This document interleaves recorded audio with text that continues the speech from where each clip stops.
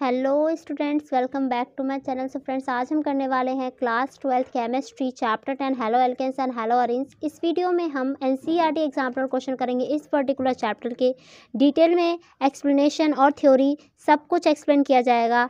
तो अगर आप चैनल पर न्यू हो तो चैनल को करिए सब्सक्राइब, वीडियो को करिए लाइक। तो चलिए शुरू करते हैं। तो यहाँ पर पहला क्वेश्चन हमसे क्या कहता है, the order of reactivity of the following alcohols with halogen acid is.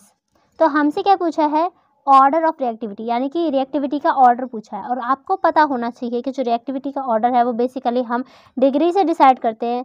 जैसे कि यहाँ पर डिग्री का कॉन्सेप्ट आपको पता होना चाहिए। सबसे ज़्यादा जो रिएक्टिव होता है वो होता है 3 degree, then 2 degree, then 1 degree.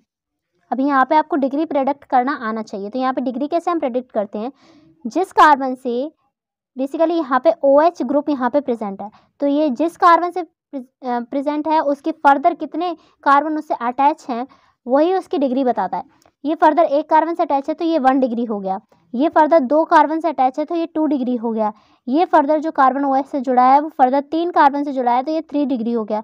तो सबसे ज़्यादा जो रिएक्टिव होता है वो अपना 3 degree, then 2 degree, then 1 degree. तो इस कॉन्सेप्ट से हम इसको समझ सकते हैं, ठीक है। तो यहाँ पर आप देखोगे, यहाँ पर सी सबसे ज़्यादा रिएक्टिव है, देन बी, देन ए। तो यहाँ पर आप देखोगे, यहाँ पर आपका ऑप्शन बी यहाँ पे बिल्कुल अच्छे तरीके से करेक्ट हो जाता है, सी, बी एंड देन ए। अब बात करते हैं नेक्स्ट क्वेश्चन की, which of the following acid will yield the corresponding alkyl chloride on the reaction with the concentrated HCl at a room temperature. तो यहाँ पे कह रहा है कि यहाँ पे बेसिकली इनमें से कौन सा एल्कोहल है जो कि हमें एल्काइल क्लोराइड देगा जब रिएक्शन होगी कंसनट्रेटेड HCl के साथ रूम टेम्परेचर पे। तो यहाँ पे आपको एक रिएक्शन आनी चाहिए जो कि मैं आपको एक्स्ट्रा बताती हूँ, इससे भी क्वेश्चन आते हैं। तो यहाँ पर हमको क्या लेना है, बेसिकली यहाँ पर हमको अल्कोहल लेना है। तो यहाँ पर आपने जैसे कि मैंने मान लिया कोई ऐसे ग्रुप ले लिया, अल्काइल ग्रुप R, इसकी मैंने रिएक्शन कराई कंसनट्रेटेड HCl के साथ, ठीक है। तो यहाँ पर इसने जो रिएक्शन करी यहाँ पर, तो मेरे पास क्या बनेगा, यहाँ पे RCl यानी कि अल्काइल क्लोराइड बनेगा और वाटर बन जाएगा, ठीक है। तो ये हमारे पास प्रोडक्ट बनेगा। अभी यहाँ पे आप ZnCl2 भी लिखोगे। जब यहाँ पे ZnCl2 लिखते हैं तो बेसिकली इस पर्टिकुलर कंपाउंड को हम क्या बोलते हैं, इस पर्टिकुलर कंपाउंड को बेसिकली यहाँ पर हम जो यूज़ कर रहे हैं रिएजेंट, उसको हम ल्यूकास रिएजेंट के नाम से बेसिकली यहाँ पर नाम लेते हैं। तो बेसिकली ये भी आपसे एग्जाम में पूछा जा सकता था, ठीक है। तो ये एक इम्पॉर्टेंट चीज़ थी इस क्वेश्चन से रिलेटेड जो कि मैंने आपको बता दिया, ठीक है। अब इससे बाहर क्वेश्चन नहीं आएगा, ठीक है। तो यहाँ पर अब पूछा जा क्या रहा है, हमसे बेस्ट बेसिकली पूछा जा रहा है जो कि रूम टेम्परेचर पे एक्ट करे। तो मैंने आपको बताया जो मोस्ट रिएक्टिव होता है, रिएक्टिविटी का ऑर्डर जो कि हमने पहला क्वेश्चन में किया था उसमें हमने देखा था 3 डिग्री ज़्यादा रिएक्टिव है, देन 2 डिग्री, देन 1 डिग्री। तो बेसिकली हमें इसमें सिर्फ डिग्री ही ढूंढना है इस क्वेश्चन में।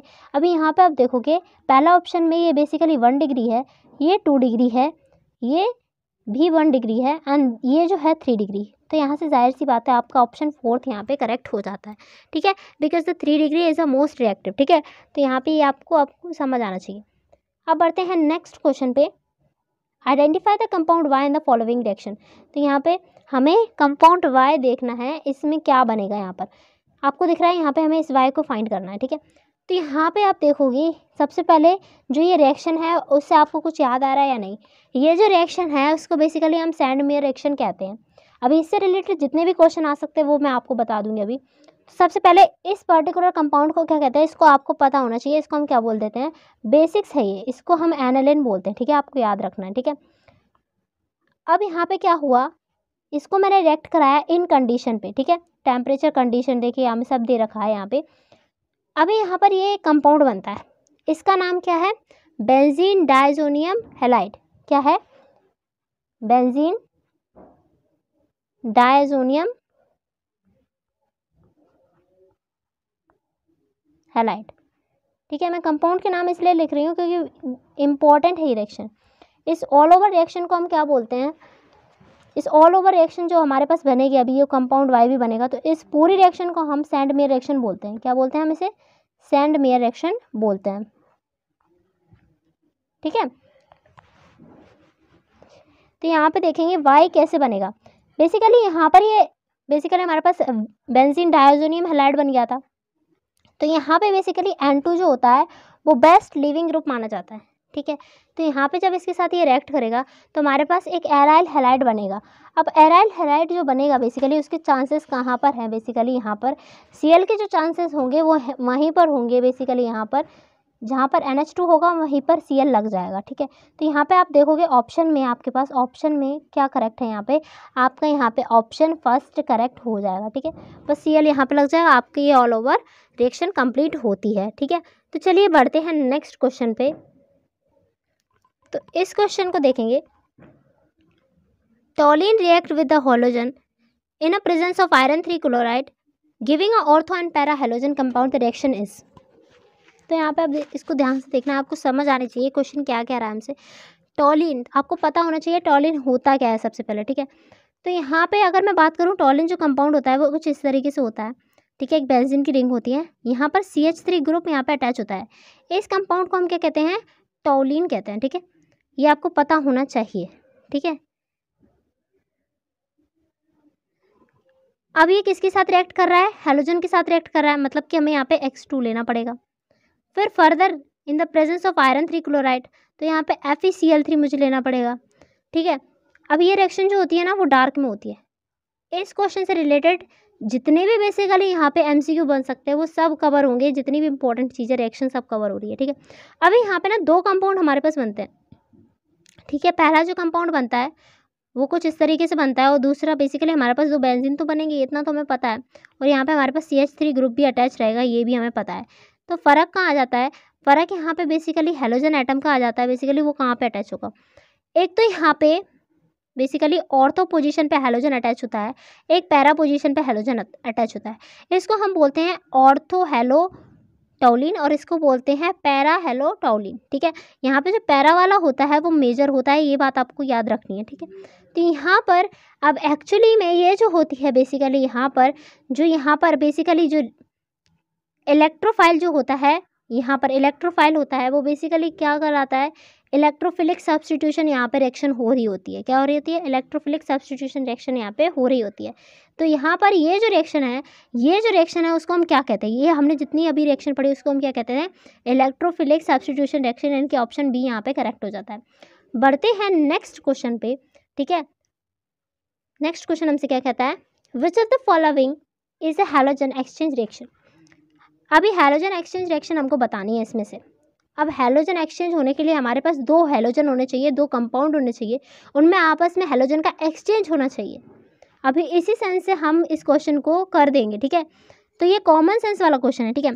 तो यहाँ पे हम देखेंगे पहला जो बेसिकली ऑप्शन है, यहाँ पे एक हैलोजन दे रखा है, यहाँ पे एक हैलोजन दे रखा है, और यहाँ हम फर्दर देखते हैं कि यहाँ पर इसका हैलोजन इधर, इसका हैलोजन इधर, और यहाँ पे दो कंपाउंड बन गए, यानी कि इसमें सच में हैलोजन एक्सचेंज रिएक्शन हो रही है। पहला हमारा ऑप्शन कंसीडर हो सकता है। ये तो कंसीडर हो ही नहीं सकता, बेसिकली इसमें कहाँ एक्सचेंज हो रहा है, कुछ नहीं हो रहा है, ये तो कंसीडर होगा ही नहीं। और यहाँ पर भी आप देखोगे हैलोजन एक्सचेंज हो रहा है, यानी कि प्रोडक्ट में हमारे पास दो हैलोजन होने भी तो चाहिए एक्सचेंज होने के बाद, तो यहाँ पर ये भी ऑप्शन कंसीडर नहीं होगा। और यहाँ पर आप देखोगे यहाँ पर एक्सचेंज नहीं हो रहा है, यहाँ पे तो बेसिकली अभी हमने ये पढ़ा था, ये कौन सी रिएक्शन थी, इलेक्ट्रोफिलिक सब्स्टिट्यूशन रिएक्शन थी, ठीक है। तो ये भी हमारा ऑप्शन नहीं होगा। ऑप्शन हमारा कौन सा करेक्ट होगा, ऑप्शन फर्स्ट हमारा यहाँ पे करेक्ट हो जाएगा, ठीक है। ये हैलोजन एक्सचेंज रिएक्शन है। बढ़ते हैं नेक्स्ट क्वेश्चन पे, which reagent will you use for the following reaction. अब इस रिएक्शन के लिए हम कौन सा बेसिकली क्या रिएजेंट यूज़ कर सकते हैं। तो बेसिकली आप यहाँ देखोगे, आप कंपाउंड से पहचानोगे, यहाँ पे एक कंपाउंड है, ठीक है, यहाँ पे एक कंपाउंड बना है, यहाँ पे एक कंपाउंड बना है, ठीक है। ऐसा सिमिलर टाइप का बना है। ये जो रिएक्शन होती है बेसिकली ये होती है फ्री रेडिकल रिएक्शन होती है, ठीक है, फ्री रेडिकल रिएक्शन होती है। तो ये फ्री रेडिकल रिएक्शन होती है बच्चों, तो यहाँ पे हम कौन सा रिएजेंट यूज़ करते हैं, यहाँ पर हम रिएजेंट यूज़ करते हैं, सिंपल सा रिएजेंट होता है हमारा जो पहला ऑप्शन है Cl2 UV रेडिएशन, ये करेक्ट आंसर है इसका, ठीक है। तो यहाँ पे आप देखोगे यहाँ पर Cl2 और UV लाइट, ये इसका एक करेक्ट ऑप्शन है। तो यहाँ पे आप देखोगे फ्री रेडिकल में एक्चुअली यहाँ पे अगर आप ध्यान से देख रहे हो यहाँ पे आपके पास क्लोरीन है, ये भी एक क्लोरीन है, आप देखो यहाँ 1 डिग्री या 2 डिग्री, यहाँ पे दो पॉसिबिलिटी बनती है कि एक्चुअली यहाँ पे क्लोरीन जाएगा किधर। जब हम इसकी रिएक्शन कराते हैं यहाँ पे Cl2 या UV लाइट होती है हमारे पास, तो हमारे पास दो पॉसिबिलिटी बनती है, या तो हम क्लोरीन को यहाँ पर भेज सकते हैं या तो हम क्लोरीन को यहाँ पर भेज सकते हैं। तो एक 1 डिग्री एक 2 डिग्री यहाँ पे ये फ्री रेडिकल रिएक्शन हो रही है, यहाँ पे हम ये वाला रिएजेंट यूज़ करते हैं, तो यहाँ पे ऑप्शन फर्स्ट यहाँ पे करेक्ट हो जाएगा, ठीक है। अब बात करते हैं नेक्स्ट क्वेश्चन की, वीडियो पसंद आ रही हो तो लाइक ज़रूर कर दीजिएगा। तो चलिए यहाँ पे देखते हैं नेक्स्ट क्वेश्चन की, arrange the following compounds in increasing order of their densities. अब यहाँ पे हमें अरेंज करना है डेंसिटी इंक्रीजिंग ऑर्डर में, ठीक है। डेंसिटी क्या होती है पहले आप मुझे ये बताएंगे। जो डेंसिटी होती है actually is a mass by volume. Okay, is it correct? बिल्कुल करेक्ट है ये। अगर जैसे जैसे हम मास बढ़ाएंगे ना वैसे वैसे डेंसिटी भी बढ़ जाएगी, ठीक है। ये चीज़ क्लियर है। अभी इसी लॉजिक से हम इसको कर सकते हैं। देखो पहला वाला तो बेंजीन है, इसके ऊपर क्लोरीन आ गया, इसके ऊपर 2 क्लोरीन आ गया और इसके यहाँ पे ब्रोमीन और क्लोरीन आ गया, ठीक है। ओके, ये तो सही है। अभी मतलब हमें ये समझ में आ गया ये सबसे कम होगा, फिर उसके बाद ये होगा, उसके बाद ये होगा। अभी इन दोनों में आपको कन्फ्यूज़न आ रही होगी, ठीक है। मतलब कि हमें ये तो पता चल गया ए ऑप्शन होगा सबसे लीस्ट, देन बी होगा। अब सी डी में से देखेंगे, ये बहुत इंपॉर्टेंट है। अब यहाँ पे ब्रोमीन है, यहाँ पे क्लोरीन है, यहाँ पे 2 जगह क्लोरीन है। अभी आपको ये चीज़ पता होनी चाहिए कि क्लोरीन और ब्रोमीन में से ब्रोमीन का साइज़ बड़ा होता है compare to that of chlorine, ठीक है। तो आपने ये हेलोजन ग्रुप में भी पढ़ा होगा कि down the group size increase होता है, यहाँ पे ब्रोमीन का ज़्यादा साइज़ होता है। तो यहाँ पे हमें इससे पता चल रहा है जैसे जैसे मास बढ़ेगा साइज़ बढ़ेगा। तो बेसिकली यहाँ पर जो होगा बेसिकली ब्रोमीन का ज़्यादा साइज़ है ना, तो यहाँ पर इस कंपाउंड का सबसे ज़्यादा मास, तो इसकी सबसे ज़्यादा डेंसिटी, तो ये सबसे ज़्यादा डेंसिटी वाला है। और देन सी हमारे पास, यानी कि इस ऑर्डर में हमारा ऑप्शन जो होगा वो करेक्ट होगा। तो यहाँ पे आप देखोगे ऑप्शन ए ही इस ऑर्डर में लगा है, तो ऑप्शन ए आपका यहाँ पे करेक्ट हो जाता है, ठीक है। बढ़ते हैं नेक्स्ट क्वेश्चन पे, arrange the following compound in increasing order of their boiling points. तो ठीक है, हमको ना अब इन कंपाउंड्स को, ये कंपाउंड है, ये कंपाउंड है, ये कंपाउंड है, ठीक है। तो इन कंपाउंड्स को हमें increasing order of their boiling point में लगाना है, ठीक है। अभी आप ये क्वेश्चन कर पा रहे हो या नहीं? अभी मैं आपको कुछ कॉन्सेप्ट बता दूंगी तो ये क्वेश्चन बाएं हाथ का खिल हो जाएगा, ठीक है। तो यहाँ पे देखोगे आप कि जो बॉइलिंग पॉइंट होता है, आपने ये पढ़ा होगा कि डायरेक्टली प्रोपोर्शनल होता है मॉलिक्यूलर वेट के, ठीक है। जैसे जैसे मॉलिक्यूलर वेट बढ़ता जाएगा वैसे वैसे बॉइलिंग पॉइंट भी बढ़ता जाएगा। अभी एक और चीज़ आप अपने कॉन्सेप्ट में ये डालोगे कि ये इन्वर्सली प्रोपोर्शनल होता है ब्रांचिंग के। क्या बोला? इन्वर्सली प्रोपोर्शनल होता है ब्रांचिंग के। जितनी ज़्यादा ब्रांचिंग होती जाएगी ना उतना कम बॉइलिंग पॉइंट होता जाएगा। समझ आ रही है ना बात? ठीक है, तो इस कॉन्सेप्ट से हम इसको कर सकते हैं। यहाँ पर बेसिकली सब में ऑलमोस्ट इस तरीके से यहाँ पे कंपाउंड दे रखे हैं। यहाँ पर अब आप देखोगे सबसे ज़्यादा जो ब्रांचिंग है, हमें किस में दे रखी है? इस वाले कंपाउंड में। तो इसका बॉइलिंग पॉइंट सबसे कम होगा। मैंने बोला ना inversely proportional to their basically boiling point होती है ब्रांचिंग जब हम बात करते हैं तो यहाँ पे सी सबसे कम हो गया। देन उसके बाद हमारे पास कौन आएगा? ए आएगा, है ना। तो ए आ गया हमारे पास, देन उसके बाद बी आएगा, ठीक है। इस ऑर्डर में बेसिकली हम इस क्वेश्चन को बहुत अच्छे तरीके से सॉल्व कर दिया। यहाँ पे आप देखोगे सी ए एंड बी इस तरीके से हमारा जा रहा है ना, तो ऐसा ऑप्शन आप देखोगे। हाँ, ऑप्शन आपको थर्ड मिल गया, बिल्कुल करेक्ट है ये, ठीक है। बढ़ते हैं नेक्स्ट क्वेश्चन पे, in which of the following molecule carbon atom marked with asterisk is asymmetric. तो यहाँ पर अब आप देखोगे टर्म होते हैं, कुछ रिलेटेबल टर्म होते हैं, वो आप ध्यान से सुनोगे, जैसे कि एसिमेट्रिक, कायरल, ठीक है। मैं आपको मतलब बताऊंगी हर एक चीज़ का, ठीक है। तो यहाँ पर अगर आप देखोगे यहाँ पे एसिमेट्रिक कार्बन ढूंढना है हमको, ऐसा कार्बन ढूंढना है जो बेसिकली कायरल हो। तो कायरल कार्बन क्या होता है आपको पता होना चाहिए। जैसे ये कार्बन है तो यहाँ पे मैंने बोला ए ग्रुप, ये बी ग्रुप, ये सी ग्रुप एंड ये डी ग्रुप। इस कार्बन की कितनी वैलेंसी होती है? 4। चारों वैलेंसी अलग अलग ग्रुप से अटैच होना चाहिए। इस कार्बन को हम कायरल कार्बन बोलते हैं, इसको ऐसे हम स्टार से रिप्रेजेंट कर देते हैं। तो इनमें से पूछा है कि कौन से एसिमेट्रिक है, यानी कि कायरल है, ठीक है। तो पहला आप देखोगे ये चारों कंपाउंड्स डिफरेंट हैं, तो ये कायरल है, बिल्कुल कायरल है। ये चारों कंपाउंड्स भी डिफरेंट है, तो ये कौन सा है? कायरल है। ये चारों ग्रुप भी डिफरेंट है, ये भी कायरल है। लेकिन आप यहाँ पे आप देखोगे ये दोनों तो अलग है, लेकिन यहाँ पे हाइड्रोजन सेम है, तो ये नहीं है कायरल। तो A B C is the correct answer, ठीक है। तो आप देखोगे ए बी सी, कौन सा ऑप्शन आपको दिख रहा है? ऑप्शन यहाँ पे 2 आपको दिख रहा है, बिल्कुल सही है, ठीक है। 9th का 2 ऑप्शन एकदम करेक्ट है। तो बढ़ते हैं नेक्स्ट क्वेश्चन पे, which of the following structure is enantiomer with the molecule a given below. अभी मेरे को क्या बताना है? एनांशियोमर बताना है। तो आपको पता तो होना चाहिए एनांशियोमर होता क्या है, व्हाट इज एक्चुअली एनांशियोमर। अब इसको समझ लेना, तो क्वेश्चन तो बाएं हाथ का खेल है, ठीक है बच्चों, बहुत सिंपल है ये। तो अभी मैं बताऊं आपको एनांशियोमर क्या होता है। एनांशियोमर बेसिकली ऐसे कंपाउंड्स होते हैं, पहली बात तो ये उनमें पाया जाता है जिसमें कि बेसिकली यहाँ पे आप देखोगे इनैंशियोमर में बेसिकली जब आप मिरर इमेज निकालोगे तो वो नॉन सुपर इम्पोजिबल आनी चाहिए। ठीक है, कैसे आनी चाहिए? Non super imposable, non super imposable.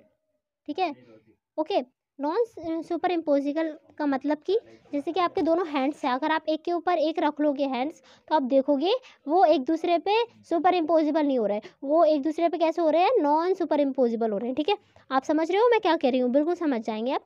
तो अभी इस कंपाउंड की मेरे को बताना है एनेंशियोमर, यानी कि अब मुझे इसको क्या निकालनी पड़ेगी? मिरर इमेज निकालनी पड़ेगी। तो इसकी मिरर इमेज निकालनी पड़ेगी। चलिए इसकी मिरर इमेज निकालते हैं। ठीक है, यहाँ पे अगर मैं बताऊँ इसकी मिरर इमेज निकालेंगे हम, तो किस तरीके से इसकी मिरर इमेज आएगी। ठीक है, तो कुछ नहीं करना है, इस कार्बन को यहीं रखना है, इसका H यहीं रखना है। तो यहाँ पर आप देखोगे इस कंपाउंड जो है ना CH3 को, यहाँ पर ये CH3 कर देना है। मिरर इमेज जब आप करोगे तो आपको इस कंपाउंड की कुछ इस तरीके से यहाँ पे मिरर इमेज मिल जाएगी। ठीक है, C2H5 and here was your bromine. ऐसा कंपाउंड आप ढूंढ लोगे तो वही आपका करेक्ट आंसर बन जाएगा। तो यहाँ पे आप ढूंढो ऐसा। ठीक है, यहाँ पर आप देखोगे, यहाँ पर आप देखोगे कि यहाँ पर ये दोनों तो ठीक है, ये दोनों तो सही है। ओके, इसमें कोई दिक्कत नहीं है, ये दोनों एक्सचेंज हो जाने चाहिए। नॉन सुपर इम्पोजिबल, इसकी मिरर इमेज हमें देखनी थी। तो यहाँ पे आपका ऑप्शन कौन सा करेक्ट हो गया? ऑप्शन फर्स्ट करेक्ट हो गया, इज द राइट आंसर। अब हम बढ़ते हैं नेक्स्ट क्वेश्चन पे। ठीक है, next, which of the following is an example of vicinal dihalide. तो इनमें से कौन सा एग्जाम्पल है विसिनल डाइहैलाइड का? अब यहाँ पे विसिनल डाइहैलाइड को आपको समझना होगा। जैसे कि यहाँ पे मैंने बोला एक कार्बन ये है, एक कार्बन ये है। ठीक है, तो यहाँ पर विसिनल डाइहैलाइड यानी कि इसमें दो हैलाइड होने चाहिए। तो यहाँ पर एक हैलोजन इधर, एक हैलोजन इधर, लेकिन वो दोनों डिफरेंट कार्बन से अटैच होना चाहिए, ये एक कंडीशन होती है यहाँ पर। ठीक है, ओके। अभी आपको इसी कॉन्सेप्ट में मैं आपको बताऊँ, ये कौन सा है? ये विसिनल डाइहैलाइड है, ये विसिनल डाइहैलाइड है। ठीक है, अभी इसी कॉन्सेप्ट में आपको बता देती हूँ क्योंकि बहुत से स्टूडेंट्स को इसमें कन्फ्यूज़न होता है। जेमिनल डाइहैलाइड क्या होती है? ठीक है, मैं आपको एक्स्ट्रा में बता देती हूँ ताकि आपको कभी क्वेश्चन फंसे तो आप उसमें अटके ना। ठीक है, तो यहाँ पे जैसे कि दो कार्बन है, ठीक है, अगर उससे सिंगल कार्बन पे ही दो हैलोजन अटैच होते हैं, सिंगल कार्बन पे ही दो हैलोजन अटैच होते हैं, तो उसे हम जेमिनल डाइहैलाइड बोलते हैं। क्या बोलते हैं? जेमिनल डाइहैलाइड। ठीक है ना? तो ये चीज़ बिल्कुल क्लियर रखिए अपने माइंड में कि विसिनल डाइहैलाइड क्या होता है, जेमिनल डाइहैलाइड क्या होता है। ठीक है, अच्छा चलिए अब ऑप्शन देखते हैं। पहला है डाइक्लोरोमीथेन, डाइक्लोरोमीथेन। तो यहाँ पर आप देखोगे डाइक्लोरोमीथेन का हम स्ट्रक्चर कैसे बनाएंगे? बेसिकली डाइक्लोरोमीथेन CH3 आपने ले लिया, इसी पे बेसिकली यहाँ पर क्लोरो, यहाँ पर क्लोरो, डाइक्लोरोमीथेन। दूसरा है आपका 1,2 डाइक्लोरोइथेन, यहाँ पर एक, यहाँ पर एक, यहाँ पर एक, बेसिकली क्लोरीन है, यहाँ पर क्लोरीन, तो इसका नाम हो जाएगा बेसिकली आपका वो यहाँ पर 2 होगा। ठीक है, ओके। तो यहाँ पर आप देखोगे यहाँ पे बेसिकली ये जो है आपका बेसिकली हमें साफ साफ दिख गया, ये विसिनल डाइहैलाइड का एग्जांपल है। तो यहाँ पे आपका ऑप्शन कौन सा करेक्ट है? यहाँ पे जो आपका ऑप्शन 2 करेक्ट है। ठीक है, ये आपको पता होना चाहिए। ठीक है, तो यहाँ पे आपका ऑप्शन 2 करेक्ट हो गया। बढ़ते हैं नेक्स्ट क्वेश्चन पे। The position of Br in the compound this can be classified as. ठीक है, तो इसमें हमें पोजीशन ब्रोमीन की बेसिकली क्लासिफाइड करनी है। ठीक है, तो यहाँ पे allyl, aryl, vinyl and secondary, इतने सारे ऑप्शंस दे रखे हैं। सबसे पहले इस कंपाउंड को ओपन करेंगे हम। CH3 CH double bond CH CH basically C and CH3 basically इससे ही बेसिकली CH3। ओके, तो यहाँ पर ये कुछ इस तरीके से हमें कंपाउंड दिया गया है। अभी इस कंपाउंड को हमको क्लासिफाई करना है। ठीक है, इस ब्रोमीन को क्लासिफाई करना है। आप एक कंडीशन याद रखोगे, ये कंडीशन एलाइल की है। ठीक है, तो यहाँ पे ये कंडीशन एलाइल की है, तो यहाँ पे ऑप्शन फर्स्ट करेक्ट है। अब आप कहोगे एलाइल क्या होता है?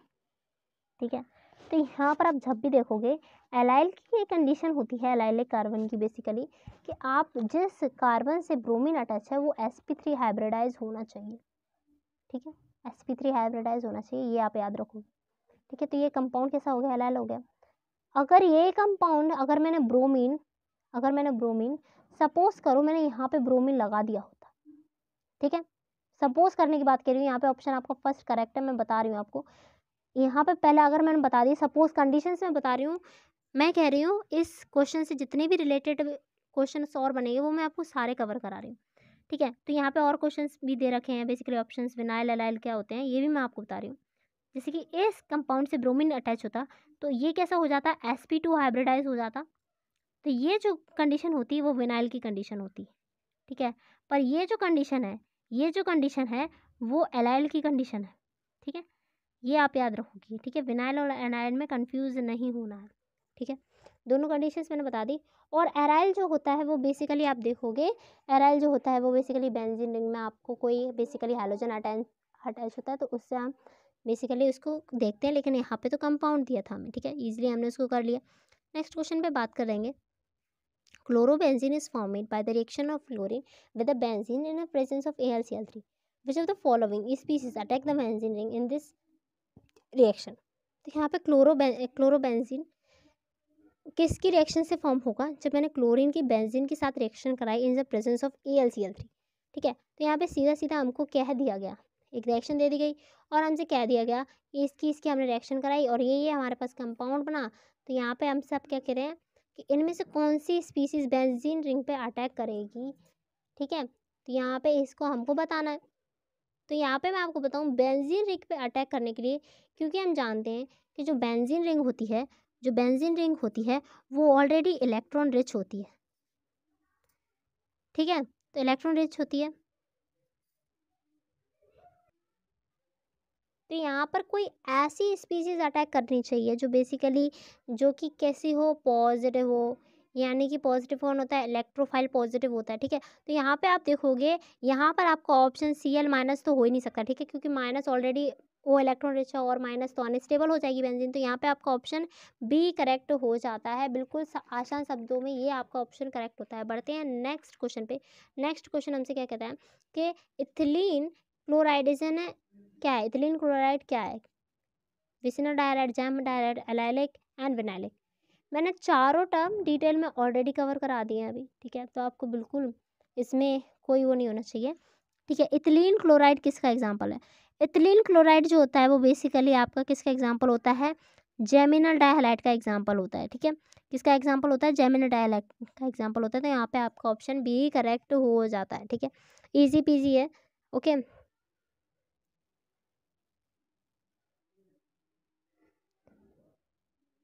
तो यहाँ पे नेक्स्ट क्वेश्चन हम कर रहे हैं। जो पिछला क्वेश्चन था ना इथिलीन डाइक्लोराइड, तो बेसिकली ये मैंने आपको ऑलरेडी एक्सप्लेन कर दिया है, ये डायमिनल डायहैलाइड का क्वेश्चन बेसिकली आंसर होगा इसका, तो आपको ये समझ आ जाना चाहिए। तो बढ़ते हैं नेक्स्ट क्वेश्चन पे। यहाँ पे what is a in the following reaction, अब इसमें से ए क्या है इस रिएक्शन में। अभी इस क्वेश्चन को डिटेल में कर रही हूँ, कोई डाउट नहीं रहेगा, मैं कह रही हूँ आपसे। तो यहाँ पे आप देखोगे, ध्यान से देखोगे, बस ध्यान से देखना आपको, हुआ क्या, ए क्या है, हम क्या ए बना सकते हैं, आप क्या एक्सपेक्ट करोगे यहाँ पे। ये जो रिएक्शन है बेसिकली मैं आपको पहले अच्छे से एक्सप्लेन कर सकती हूँ। HCl है ना, और यहाँ पे इस तरीके से कुछ कंपाउंड बनेगा। यहाँ पे देखोगे आप, यहाँ पर अगर आप देखोगे तो H प्लस है और Cl माइनस है, ठीक है। अभी इसमें एक रूल लगता है मार्कोनिक रूल, ठीक है। ये मार्कोनिक रूल क्या कहता है आपसे, मैं शॉर्ट में लिख देती हूँ। H जिधर जाएगा, सिंपल भाषा में, ये कोई भी कॉम्प्लिकेशन डेफिनेशन नहीं है, जहाँ पर ऑलरेडी H ज़्यादा हो, ठीक है, ओके। तो बस उसी कॉन्सेप्ट का यूज़ करेंगे। तो यहाँ पे H प्लस है, Cl माइनस है। ये एक मार्कोनिक रूल एक अलग चीज़ है, और जिस कॉन्सेप्ट से मैं आपको करा रही हूँ ये एक अलग चीज़ है, उससे भी करेंगे हम। अब पहले आप यहाँ पे देखोगे, जैसे कि मैंने इस बॉन्ड को मूव कराया यहाँ पे, तो यहाँ पे आप देखोगे इस पर प्लस आएगा, इस पर माइनस आएगा। तो यहाँ पर H प्लस जो है, H प्लस किधर जाएगा, H प्लस जिधर जाएगा जिधर माइनस चार्ज है, तो ये इधर आया। और Cl किधर जाएगा जिधर पॉजिटिव चार्ज है। तो यहाँ पे फाइनली जो कंपाउंड बनेगा वो किस तरीके से बनेगा आप देखोगे, ठीक है। यहाँ पे करेंगे, यहाँ पे CH2 CH, पॉजिटिव के पास क्या आया, क्लोरीन आ गई, क्लोरीन यहाँ पर आप देखोगे, देन यहाँ पर CH3, ठीक है। ये कंपाउंड बनेगा हमारे पास। अभी ये जो मार्कोनिक रूल है वो इसी पे बेस्ड है, वो बेसिकली उसका एक्सप्लेनेशन है ये मार्कोनिकॉफ रूल का, ठीक है, कि क्यों बेसिकली H प्लस जिधर जाता है जिधर ऑलरेडी H ज़्यादा है, ये मैंने एक्सप्लेनेशन दिया। उस हिसाब से भी आप करोगे तो क्या करोगे यहाँ पे, जैसे कि मैंने ये कंपाउंड था, यहाँ पर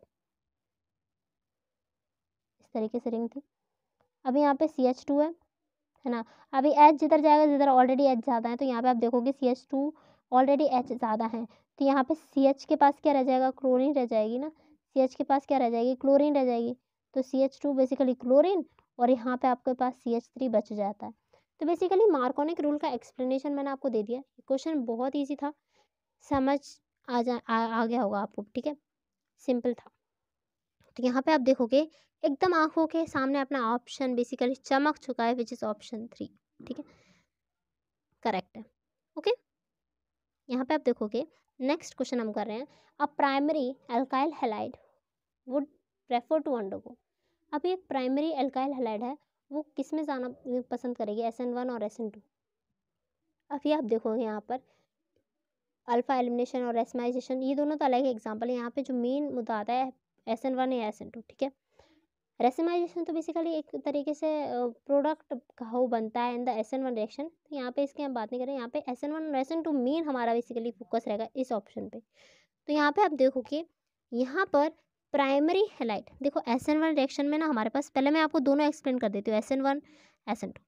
SN1 में आप बेसिकली देखोगे यहाँ पर आपको कार्बोकेटाइन का फॉर्मेशन हो जाता है, कार्बोकेटाइन का, तो यहाँ पे आप देखोगे 3 डिग्री ज़्यादा than 2 degree then 1 degree, but SN2 में ऐसा कुछ नहीं होता है, तो 1 डिग्री ज़्यादा प्रेफर करता है SN2 में जाने के लिए देन 2 डिग्री देन 3 डिग्री, ठीक है। तो ये इस कॉन्सेप्ट से आप देखो कि SN2 में प्राइमरी हैलाइड है, प्राइमरी हैलाइड का मतलब 1 डिग्री, तो वो किस में प्रेफर करेगा, जाहिर सी बात है SN2 में ज़्यादा प्रेफर करेगा, ऑप्शन 2 यहाँ पे आपका करेक्ट हो जाता है। नेक्स्ट क्वेश्चन की बात करेंगे, विच of the following alkyl halide will undergo SN1 reaction most readily. अभी देखो मैंने आपको बताया SN1 में कार्बोकेटाइन, और वहाँ पे कार्बोकेटाइन की स्टेबिलिटी 3 डिग्री से ज़्यादा होती है, तो यहाँ पे देखो इन्होंने सब कुछ 3 डिग्री दे रखा है हमको, अभी हमको 3 डिग्री दे रखा है, तो यहाँ पे आप देखेंगे, यहाँ पर आप देखेंगे इसको तो समझ में आ गया हमें, लेकिन हैलोजन देखना है अभी यहाँ पे आयोडीन ब्रोमीन इसको चेंज कर दिया, ठीक है, हमको ये कॉन्सेप्ट आता है। अब इस कॉन्सेप्ट को समझना पड़ेगा हमको कि यहाँ पे जो बेसिकली रिएक्टिविटी ऑर्डर होता है हैलोजन का, आप देखोगे है ना, वो आप देखोगे RI than RBr than RCl than RF, तो यहाँ पे इस हिसाब से ये बेस्ट बेसिकली क्या माना जाता है, लिविंग ग्रुप माना जाता है, ठीक है। तो यहाँ पर आप देखोगे ये बेस्ट होता है, ठीक है, मोस्ट रेडली रिएक्ट करेगा बेसिकली, तो यहाँ पे रिएक्टिव होता है तो मोस्ट रेडली यही रिएक्ट करेगा, तो यहाँ पे आप देखोगे ऑप्शन 4 आपका यहाँ करेक्ट हो जाता है, ठीक है। हर चीज़ का लॉजिक समझोगे, इजी क्वेश्चन है, कुछ ऐसा टफ क्वेश्चन नहीं है। विच of the following, next question हम कर रहे हैं, विच of the correct IUPAC name for the compound. ये कंपाउंड दे रखा है, देखो IUPAC नेम बहुत ही ईजी टॉपिक है, आपने पढ़ा होगा तो आप चुटकियों में इसका आंसर कर दोगे, ठीक है। अभी आपको लॉन्गेस्ट चेन का बेसिकली आपको देखना पड़ता है सबसे पहले, ईजी है हर चीज़, ठीक है, कुछ टफ नहीं है इस चैप्टर में। तो आप देखोगे यहाँ पर ये एक लॉन्गेस्ट चेन नहीं है, ये एक लॉन्गेस्ट चेन है, ये आपको दिख रही है ना, ये एक लॉन्गेस्ट चेन है, क्यों, क्योंकि यहाँ पे 2 कार्बन ऑलरेडी हैं, तो यहाँ पे टोटल कितने कार्बन हो गए आप देखोगे ध्यान से, ये 2 कार्बन यहाँ पर 2 हैं, ठीक है, आप एक नहीं समझ लेना इसको, 1 2 3, तो आप इस हिसाब से यहाँ पे नॉमेनक्लेचर करोगे, नॉमेनक्लेचर आप किस इधर से शुरू करोगे 1 2 एंड 3, तो आप इसका नाम क्या दोगे, आप इसका नाम क्या दोगे, 1 ब्रोमो, ठीक है, 1 ब्रोमो 1 ब्रोमो, देन उसके बाद आप देखोगे 2 पे मैंने क्या लगाया, मिथाइल लगाया, 2 मिथाइल, और कार्बन कितने हैं, 2 कार्बन तो यही है, 3 4 है ना, 4 कार्बन है, 4 कार्बन है, हम क्या यूज़ करेंगे, ब्यूटेन, तो आप देखोगे ऐसा ऑप्शन आपका ऑप्शन 3 बिल्कुल मैच कर रहा है ना, इधर उधर एक भी चीज़ नहीं है, बिल्कुल मैच कर रहा है अपना, ठीक है। Okay, let's do next question, what should be the correct IUPAC name for a di ethyl bromomethane. अब इसका करेक्ट IUPAC नेम हमको बताना है, ठीक है। तो करेक्ट IUPAC नेम जो होता है इस कंपाउंड का वो होता है 3 ब्रोमोपेंटेन। यहाँ पे अगर मैं स्ट्रक्चर बताऊँ आपको, यहाँ पर इस तरीके से, यहाँ पे आपको बता देती हूँ आराम से, 1 2 3 5, ठीक है। तो यहाँ पे बना और बेसिकली यहाँ पर आप देखोगे इस तरीके से, इस कंपाउंड का नाम होता है डाइथाइल ब्रोमोमीथेन, डाइथाइल ब्रोमोमीथेन। ठीक है, इजी पीजी।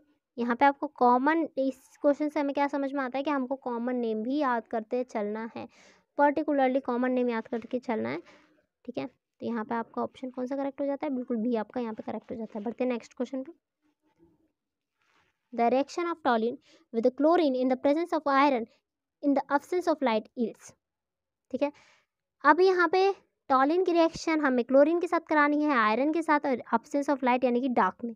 ऑलरेडी ये रिएक्शन हमने ऑलरेडी कवर कर ली है, तो मैं आपको फिर से बता देती हूँ। अभी रिएक्शन थी टॉलिन की हमारी। ठीक है, तो हमारे पास दो प्रोडक्ट बन रहे थे, ये हमारे पास टॉलिन है। ठीक है, यहाँ पे हमने रिएक्शन कराई क्लोरीन के साथ, या हमने किसी के साथ भी रिएक्शन करा दी यहाँ पे। ठीक है, तो मैं यहाँ पे क्लोरीन ले सकती हूँ। ठीक है, in the presence of FeCl3। ठीक है, FeCl3 लिया हमने, तो हमारे पास दो कंपाउंड बनते हैं, एक ऑर्थो और एक पैरा, एक ऑर्थो और एक पैरा। दो कंपाउंड हमारे पास इजीली बन जाते हैं यहाँ पे, एक ऑर्थो पे और एक पैरा पे। ठीक है, तो CH3 हमारा यहीं रहता है, CH3 हमारा यहीं रहता है। एक ऑर्थो पे Cl लग जाएगा, एक पैरा पे Cl लग जाएगा, और हमारा कंपाउंड रेडी हो जाएगा। ठीक है, पैरा वाला मेजर होता है ना। ऑलरेडी मैंने डिटेल में ऊपर ये रिएक्शन करा दिया है। तो यहाँ पे आप देखोगे, यहाँ पर आप देखोगे कि यहाँ पर ऑर्थो वाला कंपाउंड भी बनेगा, पैरा वाला भी कंपाउंड बनेगा। तो यहाँ पे ऑप्शन 4th करेक्ट हो जाएगा, mixture of 2 and 3rd। But major कौन है? अगर मेजर पूछा होता क्वेश्चन में तो आपका ऑप्शन क्या हो जाता? 3rd। ठीक है, क्योंकि पैरा वाला हमेशा मेजर होता है। नेक्स्ट क्वेश्चन की बात करें, dimethane on treatment with the excess of ammonia yields. जब बेसिकली क्लोरोमीथेन को हम ट्रीट करेंगे एक्सेस ऑफ अमोनिया के साथ, क्लोरोमीथेन को हम ट्रीट करेंगे एक्सेस ऑफ अमोनिया के साथ, तो हमारे पास क्या बनेगा? तो हमारे पास क्या बनेगा? हमारे पास यहाँ बनता है मिथेन एनामीन CH3NH2। यहाँ पे हमारे पास ये कंपाउंड बनता है, ये जो आप कंपाउंड दिख रहे हैं ना, ये कंपाउंड हमारे पास बनता है। ठीक है, तो ये आप देख लीजिएगा। यहाँ पे बढ़ते हैं हम नेक्स्ट क्वेश्चन पे। Molecules whose mirror image is a non-superimposable over them are known as chiral. Which of these following molecule is a chiral in nature? अभी हमको पता है कि देखो कुछ का टर्म से रिलेटेबल हैं, जैसे कि मैंने आपको एसिमेट्रिक से कायरल बताया था। कायरल जो कंपाउंड होते हैं वो कैसे होते हैं? नॉन सुपर इम्पोजिबल होते हैं, और जो नॉन सुपर इम्पोजिबल होते हैं वो किसकी कैटेगरी में आती है? एनंटियोमर्स की कैटेगरी में आती है। ये सारी चीज़ें आप रिलेट कर सकते हो। अभी इनमें से मुझे कायरल बताना है, सिंपल है, 2 ब्रोमोब्यूटेन। तो हम बना लेते हैं फटाफट से। ब्यूटेन यानी कि 1 2 3 and 4, 2 ब्रोमोब्यूटेन। नेक्स्ट जो कंपाउंड है वो है 1 ब्रोमोब्यूटेन, 1 2 3 and 4, 1 ब्रोमोब्यूटेन। नेक्स्ट जो कंपाउंड है वो है 2 ब्रोमोप्रोपेन, 1 2 3 and 2 ब्रोमोप्रोपेन। नेक्स्ट जो कंपाउंड है वो है 1 2 3 2 प्रोपेनॉल। इस तरीके से कंपाउंड बनाए। तो यहाँ पे से हमको क्या बताना है? तो यहाँ पर अब देखना है कि कौन सा कायरल है। कायरल क्या होता है? एक कार्बन की चारों वैलेंसीज डिफरेंट होनी चाहिए, एक कार्बन की चारों वैलेंसीज डिफरेंट होनी चाहिए। तो यहाँ पर जब आप ध्यान से देखोगे तो यहाँ पर आपको पता चलेगा कि यहाँ पे आपको क्या पता चलेगा? यहाँ पे आपको ये पता चलेगा कि यहाँ पर देखेंगे आप हर एक कंपाउंड को देखेंगे, क्या ये कायरल है? ये कंपाउंड ये, और यहाँ पे एक H होगा। यहाँ पे आप देखो, यहाँ पे कोई वैलेंसी नहीं है लेकिन 4 वैलेंसी तो होती है। तो यहाँ पे एक हाइड्रोजन, ये तो ये एक कायरल कंपाउंड है। पहला तो हमें पता चल गया, पहला हमारा एक कायरल कंपाउंड है। दूसरा है क्या? दूसरा नहीं है, क्योंकि यहाँ पे एक हाइड्रोजन होगा, यहाँ पे एक हाइड्रोजन होगा, नहीं, दो भी सेम नहीं हो सकते। यहाँ पे देखिए, ये 2 कार्बन सेम, ये भी कायरल नहीं हो सकता, ये 2 कार्बन सेम, ये भी कायरल नहीं हो सकता। तो यहाँ पे आपका ऑप्शन फर्स्ट यहाँ पे करेक्ट हो जाता है इजीली। ठीक है, बढ़ते हैं नेक्स्ट क्वेश्चन पे। Reaction of C6H5CH2Br with N aqua sodium hydroxide follows. ठीक है, तो रिएक्शन जब हम कराते हैं C6H5CH2Br की with N aqua sodium hydroxide, तो ये क्या फॉलो करती है? ठीक है, तो ये क्या फॉलो करती है? जो ये फॉलो करती है SN1 मैकेनिज्म। ठीक है, मैं आपको बता देती हूँ, ये जो रिएक्शन होती है SN1 मैकेनिज्म फॉलो करती है। ठीक है, तो यहाँ पे आपका ऑप्शन फर्स्ट यहाँ पे करेक्ट हो जाता है। ओके, ईजी है क्योंकि देखना यहाँ पे आप देखोगे कि SN1 जो रिएक्शन होती है वो बेसिकली 2 स्टेप में होने वाली रिएक्शन होती है, ठीक है। तो यहाँ पे आप देखोगे डिटेल में तो आपको समझ आएगा कि यहाँ पे ये 2 स्टेप में होने वाली रिएक्शन होती है, ठीक है। तो यहाँ पे ये बेसिकली रिएक्शन SN1 होती है। बढ़ते हैं नेक्स्ट क्वेश्चन पे। Which of the carbon atom present in a molecule given below asymmetric. Asymmetric कौन सा है इनमें से? यहाँ पे आप देखोगे ये कार्बन है, मैंने अभी आपको बताया एसिमेट्रिक यानी कायरल, ठीक है। एसिमेट्रिक यानी कि कायरल, कायरल कार्बन हमको यहाँ पे ढूंढना है, ठीक है। कायरल कार्बन हमको यहाँ पे ढूंढना है। चलिए ढूंढते हैं फटाफट से। यहाँ पे चारों वैलेंसीज डिफरेंट होनी चाहिए, जैसे कि अपना ए वाला जो है, यहाँ पे आप देखोगे ए वाला, तो ए वाला आप देखोगे यहाँ पर ये एंड ये। तो यहाँ पे आप देखोगे, आपको ये तो समझ में आता है ABNCND। तो आप देखोगे यहाँ पे ध्यान से, तो आपको पता चलेगा यहाँ पे कि बेसिकली यहाँ पर चारों वैलेंसीज पहले की तो सेटिस्फाई हो ही नहीं रही है अलग अलग, क्योंकि यहाँ पे ऐसे 2 बॉन्ड ओ के साथ लगे हैं, तो इसकी चारों वैलेंसीज अलग अलग तो सेटिस्फाई हो ही नहीं सकती, ठीक है। और 4 बॉन्ड ही कार्बन बनाता है। तो यहाँ पे आप बी और सी देखेंगे बस। तो यहाँ पे आप बी देखोगे, तो बी आप देखोगे ये कंपाउंड अलग है, ये कंपाउंड अलग है, ये अलग है, ये अलग है। तो यहाँ पे आप देखोगे बी एक कायरल कार्बन है, यहाँ पे स्टार लगा सकते हैं कार्बन के ऊपर, ये भी एक बेसिकली कायरल है, क्योंकि यहाँ पे आप देखोगे ध्यान से ये अलग कंपाउंड है, ये अलग कंपाउंड, ये अलग कंपाउंड है, ये अलग कंपाउंड। तो यहाँ पे बी और सी आपका करेक्ट ऑप्शन हो जाता है, ऑप्शन 2 इज, ठीक है, इज अ करेक्ट वन। तो यहाँ पे आप बात करेंगे नेक्स्ट क्वेश्चन की। Which of the following compound will give racemic mixture on a nucleophilic substitution by OH ion. तो इनमें से कौन सा कंपाउंड जो होगा हमें रेसिमिक मिक्सचर देगा on a nucleophilic substitution by OH ion. Racemic mixture किस में बनता है, मैं आपसे क्वेश्चन कर रही हूँ। रेसिमिक मिक्सचर जो बनता है आपको, आप देखोगे ध्यान से तो आपको पता चलेगा जो रेसिमिक मिक्सचर होता है वो SN1 रिएक्शन में बनता है, ठीक है। ओके, तो यहाँ पे आपको समझ आता है ना। तो यहाँ पे हमें ये भी कहा है on a nucleophilic substitution by OH ion, OH का ही अटैक होना चाहिए। किसका अटैक होना चाहिए? OH का ही अटैक होना चाहिए। तो यहाँ पे आप जब ऑप्शन देखोगे तो आपको यहाँ पे ऑप्शन फर्स्ट यहाँ पे करेक्ट हो जाता है, यानी कि CH3 यहाँ पे इस तरीके से ये कंपाउंड जो जुड़ा है ये बेसिकली आपका करेक्ट ऑप्शन हो जाएगा, ठीक है। बढ़ते हैं नेक्स्ट क्वेश्चन पे, ठीक है। In the aqueous from in the question 26 to 29 arrange the compound in increasing order of the rate of reaction towards the nucleophilic substitution. तो इनमें से हमको बेसिकली यहाँ पे हमारे 26 यानी कि 27, 28, 29 ये 4 क्वेश्चन हम करेंगे। इंक्रीजिंग ऑर्डर रेट लगाना है हमें न्यूक्लियोफिलिक सब्स्टिट्यूशन के प्रति, ठीक है। तो यहाँ पे आप देखोगे न्यूक्लियोफिलिक सब्स्टिट्यूशन हमें रिएक्शन यहाँ पे करानी है, न्यूक्लियोफिलिक सब्स्टिट्यूशन रिएक्शन, ठीक है। तो चलिए हम करते हैं न्यूक्लियोफिलिक सब्स्टिट्यूशन रिएक्शन। आपको ये समझ में आना चाहिए यहाँ पे कंपाउंड्स आप जब देखोगे यहाँ पे, जैसे 26 क्वेश्चन है तो यहाँ पर आप देखोगे हमें बेसिकली यहाँ पे बेसिकली एक तरीके से स्टेबिलिटी देख लेनी है बेंजीन की, है ना। उससे हमें ये चीज़ ईजिली समझ आ जाएगी। यहाँ पर जब आप देखोगे जो क्लोरीन है फर्स्ट में, यहाँ पे एक क्लोरीन है, यहाँ पे भी क्लोरीन है, यहाँ पे भी क्लोरीन है, यानी कि तीनों में क्लोरीन है। यहाँ पे NO2 है, यहाँ पर NO2 है। अब NO2 का कौन कौन सा इफेक्ट लगता है? -I इफेक्ट लगता है और -M इफेक्ट लगता है, -I और -M, ठीक है। ये आपको समझ आना चाहिए। लेकिन यहाँ पर बेसिकली -M इफेक्ट नहीं लगेगा, क्योंकि वो बेसिकली मेटा पोजीशन पे नहीं लगता है, ठीक है। तो यहाँ पे आप ये चीज़ भी नोटिस करेंगे। लेकिन मैंने आपको क्या बताया, सबसे ज़्यादा जो इलेक्ट्रॉन डेंसिटी ऐसा क्यों होता है बेसिकली NO2 यहाँ पर क्यों स्टेबल नहीं होता मेटा पे? क्योंकि जो इलेक्ट्रॉन डेंसिटी रिच होती है, इलेक्ट्रॉन डेंसिटी रिच कहाँ पे होती है? जब आप एक बेंजीन रिंग में देखोगे तो वो या तो ऑर्थो पे स्टेबल होगी या तो पैरा पे स्टेबल होगी। ये आप ध्यान रखेंगे जब भी आप रेजोनेटिंग स्ट्रक्चर बनाएंगे बेंजीन का, तो आपको ये देखने को मिलेगा कि माइनस चार्ज आपका या तो ऑर्थो पोजीशन पे आ रहा है या पैरा पोजीशन पे आ रहा है, मेटा पोजीशन पे नहीं आता, ठीक है। तो वहाँ पर NO2 यानी कि इलेक्ट्रॉनिक स्पीशीज लगाने का कोई मतलब नहीं बनता। तो यहाँ पे हमें ये समझ में आता है कि यहाँ पर आप देखोगे बी सबसे ज़्यादा स्टेबल है, यहाँ पे बी, ठीक है। Increasing order of the reaction towards the nucleophilic substitution, यानी कि इसमें सबसे ज़्यादा अच्छे से न्यूक्लियोफिलिक सब्स्टिट्यूशन रिएक्शन होगी बी में, देन मैंने बोला सी में, देन ए में। आप देखोगे इस तरीके से ऑप्शन जो मैच हो रहा है वो है आपका थर्ड, ठीक है। तो यहाँ पे आप नेक्स्ट क्वेश्चन करेंगे। अब यहाँ पे आप नेक्स्ट देखेंगे, हम देखेंगे यहाँ पे क्लोरीन है, यहाँ पे क्लोरीन है, यहाँ पे क्लोरीन है, ठीक है। सब में सेम क्लोरीन है, कोई दिक्कत वाली बात नहीं है। अब यहाँ पे आप देखेंगे CH3, यहाँ पे देखेंगे CH3। अभी मैंने आपको बोला था कि यहाँ पर बेसिकली ऊपर वाले क्वेश्चन में NO2 लगा था, ठीक है, जो कि -I दे रहा था। यहाँ पे अगर आप देखोगे CH3 ग्रुप है, तो वो बेसिकली यहाँ पर आप देखोगे उसका इफेक्ट कौन सा लगता है? उसका जो इफेक्ट लगता है वो होता है प्लस आई।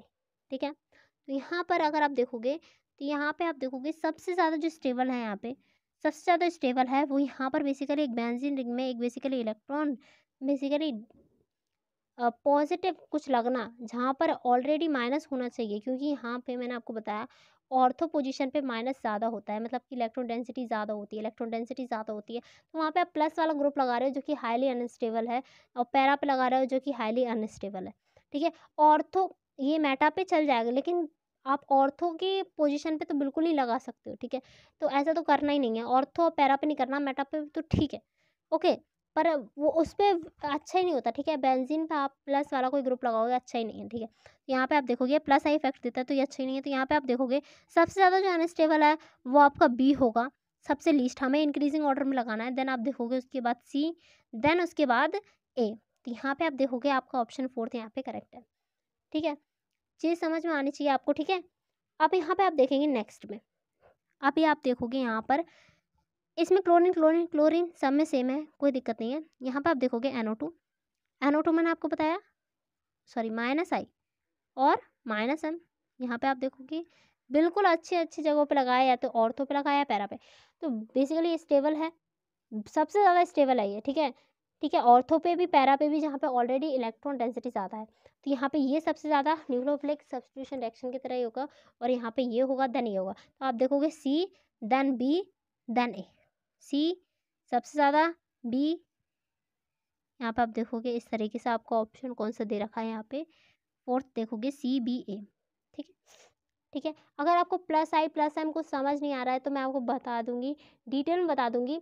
ठीक है, मैं वीडियो बिल्कुल बना दूंगी, आपको बिल्कुल इजीली समझ में आ जाएगा। ठीक है, वैसे कुछ ऐसा कुछ कठिन नहीं है। ठीक है ना, सिंपल चीज़ है।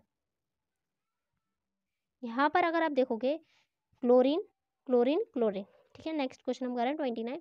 तो यहाँ पे मैंने आपको बताया कि जो बेसिकली यहाँ पर आप देखोगे इसका प्लस आई इफेक्ट लगेगा, यहाँ पर भी प्लस है। तो मैंने बोला बेंजीन पे ऑर्थो पैरा पे बहुत ज़्यादा बेसिकली नेगेटिव चार्ज माना जाता है, कहाँ पे बेसिकली इलेक्ट्रॉन डेंसिटी हाई होती है ऑर्थो और पैरा पे, तो वहाँ पे प्लस वाला कोई हम ग्रुप नहीं लगा सकते, अनस्टेबल हो जाता है, ना पैरा पे लगा सकते हैं।